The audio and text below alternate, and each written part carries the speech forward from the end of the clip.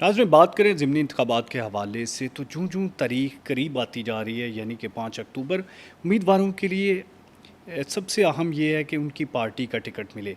पाकिस्तान तहरीक-ए-इंसाफ ने भी ये अभी ऐलान तो कर दिया है, क्लियर ऐलान नहीं है, ताहम लग यही रहा है कि पीटीआई भी इलेक्शन में हिस्सा लेगी।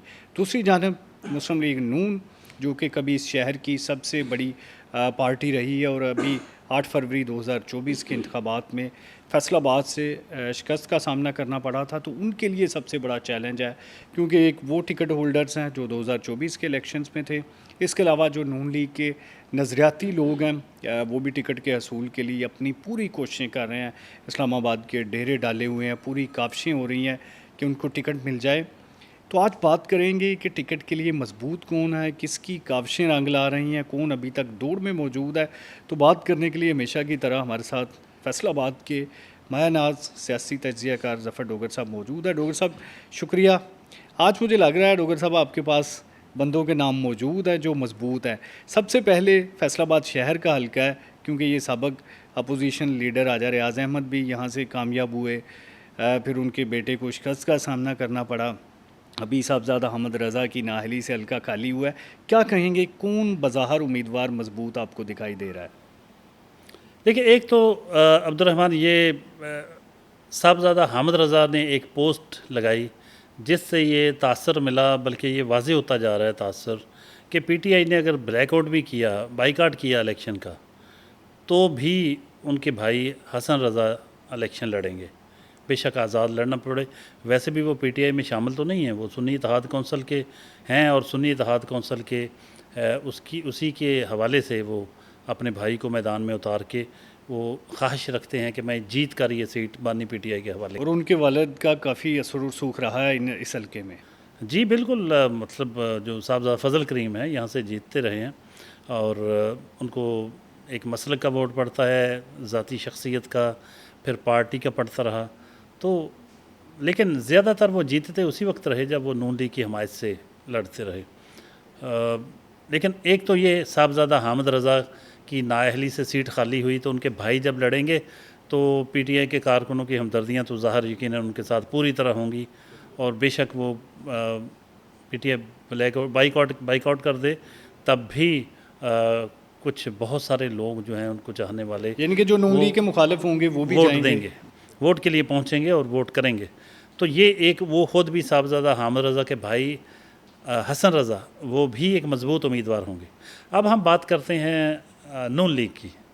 असल मुकाबला टिकट के हसूल का जो जारी है वो नून लीग के अंदर है, जहाँ एक तरफ राना एहसान अफजल ख़ां हैं, साबिक़ एमएनए राना अफजल ख़ां के साहबज़ादे जो इस हल्के से एमएनए रह चुके हैं एक बार, और दूसरी तरफ दानियाल, बैरिस्टर दानियाल हैं जिनके वालिद साहब भी इस हल्के से, राजा रियाज़ भी एमएनए रह चुके हैं और एक और इलेक्शन में राजा रियाज़ राना अफजल को शिकस्त भी दे चुके हैं। तो राजा रियाज़ जो हैं एक अवामी लीडर हैं और अगरचे पीटीआई की भरपूर मुखालफत का उनको सामना रहा और अब भी उनको होगा, लेकिन पर्सनली अगर वो ख़ुद मैदान में उतरते हैं तो बड़े मज़बूत उम्मीदवार होंगे। उनके मुकाबले में राना एहसान अफजल वो भी एक मज़बूत उम्मीदवार हैं, लेकिन दोनों की शख्सियत का अगर जायज़ा लिया जाए, दोनों के अवामी अंदाज़ किन का ज़्यादा मतलब है तासर जो है कि ये बहुत अवामी बंदा है, तो वो राजा रियाज़ है। ओके, अगर राजा रियाज़ अहमद खुद आते हैं तो यानी कि राजा दानियाल की बात नहीं हो रही। राजा रियाज़ अगर ख़ुद इलेक्शन लड़ें तो टिकट उन्हें मिलना बहुत ज़्यादा उसके इम्कानात बढ़ जाते हैं। राजा दानियाल के हवाले से इम्कानात बराबर या कुछ कम हो जाते हैं। फिर राना अफजल के साहबज़ादे राना एहसान अफजल जो प्राइम मिनिस्टर के कोऑर्डिनेटर भी हैं, उनका पलड़ा भारी दिखाई देता है। उनका बहुत बड़ी लॉबी है उधर और वो प्राइम मिनिस्टर के करीब भी हैं। प्राइम मिनिस्टर के करीब हैं, एहसन इकबाल हैं, ख्वाजा सफदर के बेटे ख्वाजा आसफ़, और फिर उनकी लॉबी में बड़े ताकतवर इसहाक डार, ये सब उनकी लॉबी है। दूसरी तरफ राजा रियाज़ जो हैं इनको ज़्यादा सपोर्ट हासिल है राना सनाउल्लाह ख़ां की, लेकिन राना सनाउल्लाह ख़ां बहुत समझदारी के साथ अपने पत्ते खेलते हैं। वो एक बहुत ही ज़हीन घाग पॉलिटिशियन है। आप हैरान होंगे, एक और उम्मीदवार मैदान में आए हैं, महर रऊफ़। वो भी ये समझ रहे हैं कि उनको राना सनाउल्लाह ख़ां की तायद हासिल है सपोर्ट हासिल है मुकम्मल। राना अफजल ख़ान के साहबजादे राना एहसान अफजल समझते हैं कि मुझे राना सनाउल्लाह खां की सपोर्ट जी जी हासिल है, बिल्कुल, इन दिनों में वो बड़े और करीब आए राजा हैं। रियाज और उनके साहबजादे समझते हैं कि राना साहब की सपोर्ट हमें हासिल है। यानी राना साहब की सपोर्ट तीनों को हासिल है। यानी ये तासर जा रहा है, जो भी उनसे मिल के आता है वो ये तासर लेता है कि राना साहब ने हमें ओके ग्रीन सिग्नल यानी दे कि दिया है। किसी को भी टिकट मिलता है तो राना सनाउल्लाह खान को कोई इतराज़ नहीं है। अब राना सनाउल्लाह खां की पॉलिटिक्स के अपने अंदाज हैं, बिल्कुल जुदा करना। वो किसी को लारा नहीं लगाते, किसी को पूरे का पूरा नहीं कहते कि बस ठीक है तुसी हो गए जी। वो कहते हैं हाँ कोशिश करें, अपनी तैयारी मुकम्मल रखें और अपने हल्के के एमपीए से मिलें, अपने लोगों से मिलें और कोशिश जारी रखें। तो वो तीनों उम्मीदवारों को उन्होंने मेरे हिसाब से यही कहा हुआ है कि अपनी अपनी कोशिश करें, अपने अपने इलाके के एमपीए से मिलें और लोगों से रब्ता रखें, तो पूरी कोशिश करें। अब फिर उसके बाद जो पार्टी डिसाइड करेगी वो होगा। लेकिन वो तासर से ये ले लेते हैं कि हमें राना साहब ने ओके ग्रीन सिग्नल दे दिया है। तो राना साहब की सियासत का मतलब उनकी एक समझदारी भी है। एक समझदार पॉलिटिशियन जो खुद इस हल्के से नहीं लड़ रहा, उसका रवैया ऐसा ही होना चाहिए। बिल्कुल। अच्छा, अब डोगर साहब हम चलते हैं झड़ा नहीं, लेकिन अच्छा, अभी यहाँ मैं एक चीज़ कहना जी। चाह रहा हूँ। देखिए, अभी तक हमने जिक्र किया राजा रियाज और उनके साहबजादे दानियाल का, और दूसरी तरफ राना एहसान अफजल का। दोनों में बड़ा मुकाबला है, लेकिन राजा रियाज का पलड़ा भारी है। मैं ख़बर दे दूँ कि वो बहुत आगे हैं। अगर वो खुद आते हैं तो। अगर खुद आते हैं तो बहुत आगे हैं टिकट के मामले में। अब देखें कि हमें, अच्छा, पहले भी उन्हें खुद टिकट मिला था, आखिरी दिन में टिकट तब्दील हुआ है। हाँ, उसमें थोड़ा सा उनका चीटिंग का भी पहलू गया। अगर जो उन्होंने बीमारी का बहाना लगाया, लेकिन बहरहाल ये उनके ख़िलाफ़ गई बात के आखिरी मरहले में, आखिरी रोज़, जबकि पार्टी के पास कोई ऑप्शन ही नहीं रह गया था, चुपके से जाके उन्होंने कहा जी कि मैं तो बीमार हूँ, मैं तो नहीं लड़ सकता, तो मेरे बेटे को दे दें। तो ये चीज़ उस वक्त तो उन्होंने पार्टी ने कबूल कर ली, और उस वक्त उनको एक वजह से भी टिकट मिला था। आपको याद है कि वादा हुआ था। उन्होंने वादा था कि पीटीआई छोड़ के आए थे। तो अब जो है चीज़ें उनके ख़िलाफ़ जा रही हैं ये, लेकिन इसके बावजूद टिकट के हसूल में सबसे आगे वो हैं। लेकिन मैं चीज़ एक कहना चाह रहा हूँ, अब हम ये देख लें कि मज़बूत कौन कितना है। थोड़ा सा इसमें जो मेयर रऊफ़ हैं, अगर आप इनकी पॉलिटिक्स को भी देखें तो यहाँ से मेयर हामिद रशीद जो इनके भाई हैं वो एमपीए रह चुके हैं। ये अपने हलके में बड़े पॉपुलर हैं, बड़े तगड़े हैं।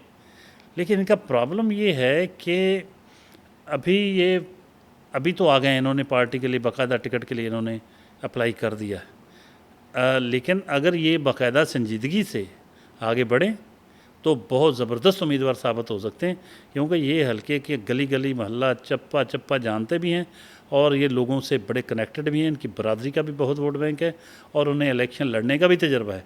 और मेयर रऊफ़ जो है चनाब क्लब के सेक्रेटरी भी रह चुके हैं, और उनकी कारकर्दगी की बुनियाद पर अगले साल वो बिला मुकाबला वो सेक्रेटरी चनाब क्लब बन चुके हैं।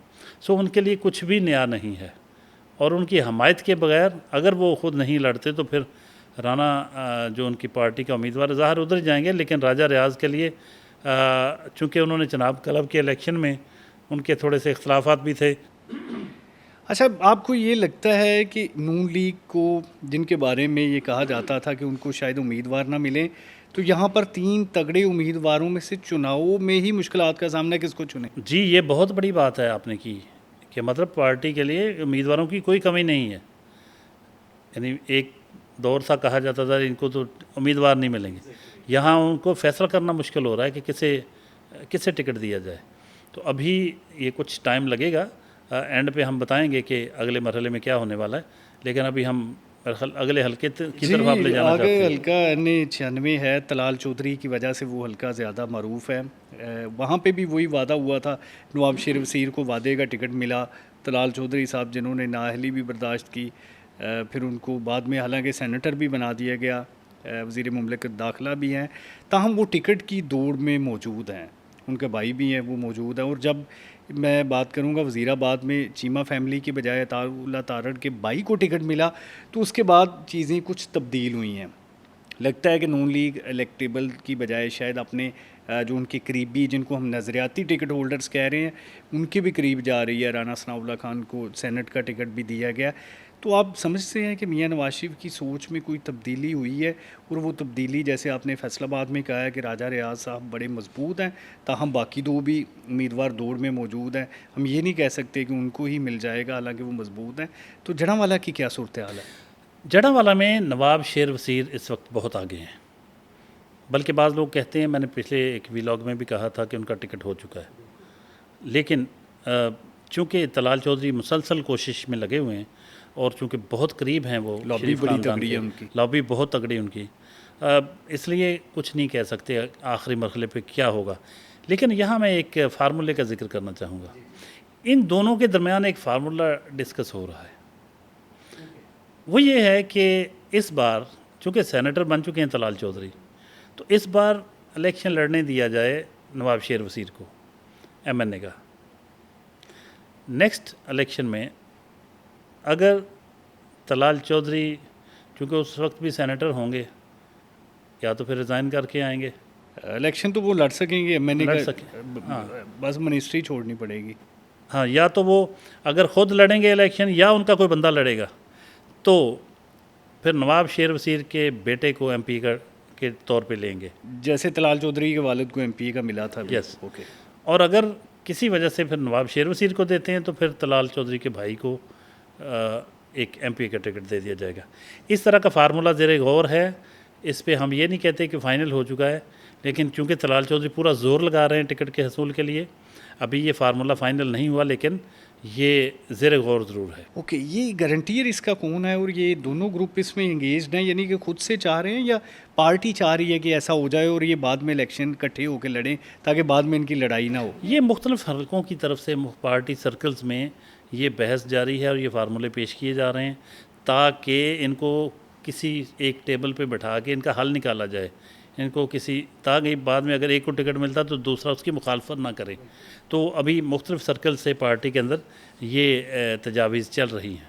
अच्छा, जैसे आपने यहाँ पर ब्रीफली कहा। अच्छा, एक चीज़ और बता दूँ, अभी एक और वहाँ आज जो कागजात लिए गए हैं, चौधरी ज़हीरुद्दीन, अली अख्तर और तैमूर ने भी कागजात लिए हैं।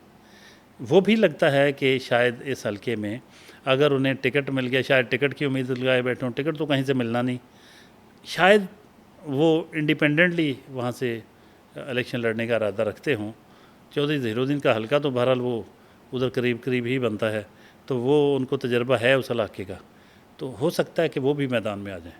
अच्छा, यानी कि नून लीग वर्सेस इंडिपेंडेंट कैंडिडेट, और फिर जो PTI का हमायत याफ्ता भी कोई अल्टीमेटली आएगा, और फिर इनको बाज़ाहिर ये भी लगता है कि ये स्कोर सेटल करने का मौका भी होता है कि अगर हम नहीं जीते तो कोई और जीत जाए ताकि हल्का इनके पास भी ना रहे। फिर एक और बात होती कि वोट तकसीम भी तो हो जाते हैं ना। जब तकसीम हो जाते हैं, फ़र्ज़ करें आप दे देते हैं नवाब शेर वसीर को टिकट, तो तलाल चौधरी फार्मूले को भी इग्नोर करते हैं। अगर फार्मूला अभी फाइनल तो नहीं हुआ, लेकिन फ़र्ज़ करें वो नहीं करते, कहते कि नहीं इसको जीतना नहीं चाहिए ताकि आइंदा मेरी गुंजाइश बाकी रहे, तो वो हराने के लिए मुखालिफ उम्मीदवार को वोट देंगे ना, अपने जितना भी हल्का अहबाब है उनको वो उधर लगा दें। तरीके से फिर मुखालिफ को, जो दूसरा कि कोई और जीत जाए लेकिन अच्छा, हमारी पार्टी का वहाँ नहीं पे डोगर साहब MPs की क्या सूरत हाल है? खान बहादुर डोगर साहब MPA हैं, बड़े मजबूत MPA हैं। वो तलाल चौधरी के साथ भी ठीक हैं, उनके दोबारा से तल्लुकात बहाल हो गए, और नवाब शेर वसीर के साथ भी अभी तक ठीक हैं। अभी हम हतमी तौर पे नहीं कह यानी कि वो सकते, जिधर मेरा जिसको पार्टी टिकट का, मिला उसके पार्टी साथ। जिसको टिकट देगी उनके साथ चलेंगे। ओके, अब आ गया चक जुमरा, आखिरी हल्का है, वहाँ से क्या लगता है आपको? आज़ाद अली तबस्सुम साहब MP भी रहे हैं माजी में, अजमल चीमा साहब भी MP रहे हैं, और फिर वहाँ पर सबसे बड़ा मसला ये है कि जैसे आपने PTI के हवाले से बात की कि वहाँ पे सही फैमिली का असर और सूख है, अगर वो आज़ाद भी लड़ते हैं तो बहरहाल एक बड़ा चैलेंज होगा, तो क्या दिखाई देता है? देखिए, अगर तो ये इलेक्शन लड़ेंगे, दोनों आपस में टकराएंगे, आज़ाद अली तबस्सुम और अजमल चीमा, तो इसका बेनिफिट, इसका फ़ायदा शाही फैमिली उठाएगी। इसीलिए पार्टी की कोशिश है नून लीग की कि ये दोनों आपस में टकराएं ना, लेकिन पार्टी टिकट मिल रहा है आज़ाद अली तबस्सुम को, ये बिल्कुल क्लियर बात मैं आपको बता रहा हूँ। लेकिन बहुत बड़ा एक क्वेश्चन मार्क है। एक शख्सियत ऐसी है जिसका अगर बहुत ज़्यादा ज़ोर उसने डाला पर्सनल लेवल पे, अलीम ख़ान, वो चीमा के हक़ में, अजमल चीमा के हक़ में अगर पूरा वज़न डाल दिया उसने, फिर पार्टी सोचने पे मजबूर हो सकती है कि जी हमें आप एक इस कोटे में दें। अदरवाइज़ आज़ाद अली तबस्सुम को वही जिस तरह का फार्मूला जड़ांवाला में ज़ेर गौर है, इधर भी ये कि इस बार आज़ाद अली तबस्सुम क्लियर उसको लड़ने दें। ये पार्टी के मुख्तलिफ़ स्टेजेस पे ये फ़ैसला हो चुका है, अभी फ़ाइनल अनाउंसमेंट बाकी है। क्योंकि उसमें आज़ाद अली तबस्सुम ही वाहद है जो नून लीग कभी नहीं छोड़ के गए। बिल्कुल नहीं छोड़ के गया। अच्छा, इनका एक प्रॉब्लम ये है, पार्टी इनको कहती है, मुख्तलिफ़ रहनुमाओं ने कहा कि पहले पार्टी में तो शामिल हो जाए ना। अजमल चीमा अब आप तो नून लीग के नहीं हैं, आपको टिकट कैसे दिया जाए? अगर फार्मूले के तहत, कोटे के तहत लेना है तो फिर उधर से प्रेशर आएगा तो देंगे ना। वो प्रेशर अभी कहीं नहीं है। इसलिए अजमल चीमा साहब इनको कहते हैं आज़ाद अली तबस्सुम को कि आप ऊपर चले जाएं। अभी ज़मीनी एक दो माह के अंदर एक और इलेक्शन अली अफजल शाही वाली सीट पे हो सकता है, अगर उनके खिलाफ फैसला आता अच्छा है। हाँ, ये आप कौमी असम्बली का लड़ें, मुझे प्लीज़ नीचे लड़ने दें सूबाई असम्बली का। आपने कोई 90,000 से ज़ायद वोट लिए, 1 लाख के लगभग लोग वोट लिए हैं। तीसरे नंबर से पूरे ज़िले में इनके वोट, जो नून लीग के उम्मीदवारों में आज़ाद अली तबस्सुम के। वो कहते हैं कि आप तो भाई कौमी सतह के लीडर हैं, आप कौमी का लड़ें, चंद माह के अंदर होना है तो वो लड़ लें, मुझे सूबाई का लड़ने दें। अब अगर वो कई दफ़ा बैठते हैं, इनकी बहुत सारी नशिस्तें भी हो चुकी हैं, राना सनाउल्लाह खां के साथ भी इनके आपस में मामला, बड़ी डिस्कशन हुई, कभी ये ओके कर देते हैं, कभी नहीं करते। अभी फ़ाइनल कुछ नहीं हुआ। पार्टी नून लीग की टिकट जो है वो आज़ाद अली तबस्सुम को देना जा रही। अजमल चीमा साहब अगर ना माने तो यहाँ एक कॉन्फ्लिक्ट होगा, क्योंकि उस सूरत में, क्योंकि उनका अपना हल्का है, जाट बरादरी के वोट बहुत बड़ा एक, उन्होंने पहले भी वो जीते थे, आज़ाद जीते थे, तो इसलिए इनकी आपस में अगर ये टकराएंगे तो फिर अफजल शाही ख़ानदान जो है वो फिर सीट निकाल जाएगा। अच्छा डॉक्टर साहब, ये आखिरी सवाल होगा कि आपने जैसे अभी कहा कि अली अफजल शाही जो है वो इश्तिहारी करार दिए गए हैं, शायद और भी कोई इलेक्शंस इन 5 हलकों के अलावा मुतवक्के हैं इसी साल में? इसका मतलब है कि ये अगले समझें, जो मेरी इन्फॉर्मेशन है, अगले 2-4 माह के अंदर, 2-3 माह के अंदर अंदर अली अफजल शाही वाला हल्का और मलिक उमर फ़ारूक और एक और हैं नसार जट का, भी मुझे नहीं यकीन से नहीं कह सकता। इसका मकसद क्या है? लग रहा है कि पीटीआई के जो हमायत याफ्ता जीते हैं उनको भी निकाला जा रहा है या कोई और बचा? इनको ये हो रहा है कि पहले इनके चालान पेश नहीं हुए, अब वो जिस वजह से भी नहीं हुए, अब उस प्रोसेस को वो नोटिस वगैरह जारी करवाना शुरू कर रहे हैं। तो ये भी अगले 2-3 माह के अंदर अंदर ये उनके केसेस का फ़ैसला भी हो जाएगा। तो अभी जो है कि चंद दिन के अंदर अंदर पार्टी जो है नून लीग, वो रायविंड में एक इजलास बुला रही है, गालबन 3 या 4 सितंबर को। वहाँ तकरीबन फ़ैसले हो जाएंगे कि किसे टिकट दिया जाना है। अच्छा, मैं आखिरी सवाल फिर एक बार करूँगा कि राना सनाउल्लाह खान का इन टिकटों की तकसीम में फैसलाबाद के हवाले से कितना किरदार होगा? उनके अलावा चौधरी शेर अली का भी किरदार होगा? देखिए, चौधरी शेर अली अब बहुत बुज़ुर्ग हो चुके हैं। इस वक्त राना सनाउल्लाह खान और जो ओहदेदार हैं ये पंजाब के ये हो गए, और फिर शरीफ फैमिली और इनका पार्लिमानी बोर्ड, ये 3 स्टेजेस पे ये 3 लोग मैटर करते हैं। यानी पंजाब प्रेसिडेंट और यहाँ के जो डिवीज़नल प्रेसिडेंट हैं, ये तकरीबन एक ही पेज पे। अब या फिर पार्लिमानी बोर्ड जो होना है, और उससे पहले शरीफ फैमिली का अपना जो इजलास वगैरह करेंगे, तो ये इस लेवल पे फ़ैसले होने हैं। तो बाकी इंडिविजुअल जो है, चौधरी शेर अली, मेरा नहीं ख्याल उनका अब उस तरह पॉलिटिक्स में इतने अमल दखल या इतने एक्टिव नहीं रहे, उनकी ख़राबी सेहत की वजह से। तो अभी हम हतमी तौर पे ये कह सकते हैं कि जड़ांवाला की जैसे बताया कि नवाब शेर वसीर बहुत आगे है, लेकिन तलाल चौधरी बहुत तेज़ी से अपना असर रसूख इस्तेमाल कर रहे हैं, ज़ोर लगा रहे हैं। लेकिन इन दोनों के दरमियान वो फार्मूला जिसका मैंने ज़िक्र किया, वो भी किसी स्टेज पे फ़ाइनल हो सकता है। इसी तरह चक झुमरा में भी इसी तरह का फार्मूला आ सकता है, और NA 104 में राजा रियाज बहुत आगे है अगर वो ख़ुद इलेक्शन लड़ें। और मेयर अब्दुल रऊफ़, वो अगर पार्टी फ़र्ज़ करें किसी स्टेज पे उनको टिकट दे देती है, तो इस फैमिली को भी इलेक्शन लड़ने का बहुत ज़्यादा तजर्बा है, वो भी मतलूबा रिज़ल्ट दे सकते हैं। Thank you sir. नाज़रीन, ये बड़ी अहम डिस्कशन रही आज के यहाँ पर उम्मीदवारों के हवाले से। डोगर साहब ने कहीं ना कहीं बता भी दिया है टिकट किसे मिल रहा है, लेकिन खैर अभी जैसे कि होता है कि कहीं भी कुछ भी चेंज हो सकता है। तो ये कहीं भी कुछ भी अगर चेंज होगा तो इंशाल्लाह आप तक लाजमी जो है वो इत्तलात पहुँचाएँगे। अभी के लिए इजाज़त दीजिए, अल्लाह हाफ़िज़।